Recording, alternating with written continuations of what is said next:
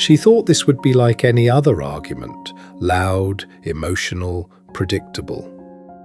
She expected him to interrupt her, to defend himself, to react. But he didn't. Not a single word. Not a single reaction. Just silence. At first, she thought it meant weakness. But within minutes, something started to shift.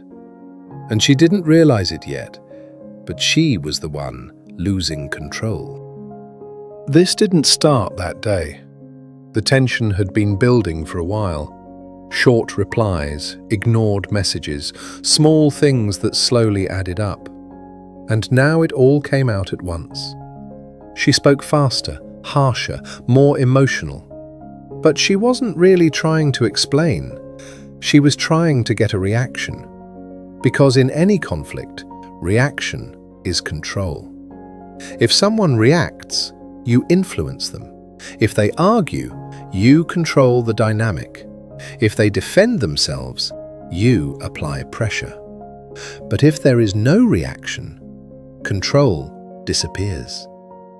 So she pushed harder, repeated herself, changed her tone, brought up the past.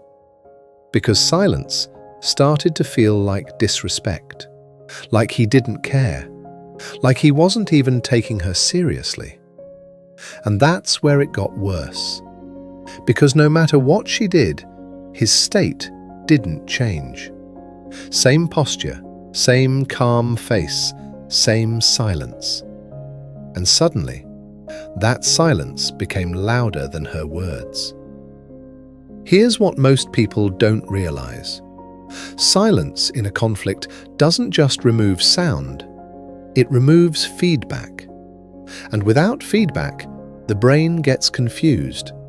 So it tries to fix the situation by talking more, explaining more, pushing harder. This isn't logic, it's an automatic response to uncertainty.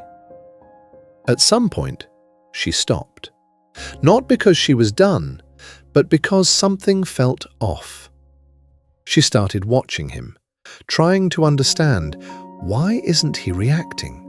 Why isn't he defending himself? Why isn't he engaging? And slowly, anger turned into something else. Uncertainty. Because when someone doesn't react, you lose your control points. You can't influence them. You can't predict them. You can't pull them into emotion. And the brain hates unpredictability. And this is where it changes. Slowly. Her voice lowers. Her pace slows down. Pauses appear. Not because she agrees, but because her system starts adapting. Because emotion needs feedback, and silence gives none. So eventually, the emotional person adjusts to the calm one. Always. And this doesn't only happen in arguments. At work, you send a message, no reply. An hour passes, then 2, and you send another message, explain more. Sometimes even justify yourself. Not because you have to, but because silence feels uncomfortable. Or texting, you say something important, they read it and stay silent. And suddenly your mind goes, did I say something wrong? Are they upset? Should I text again? The brain always seeks closure, action to reaction to understanding. But when there is no reaction, the loop breaks, and the brain panics, trying to complete the missing piece. That's why you overthink, text again, explain too much. Later, she will understand it was never about the argument, it was about control. Because he wasn't trying to win, he simply stepped out of the emotional game. And once you step out, the rules no longer apply to you.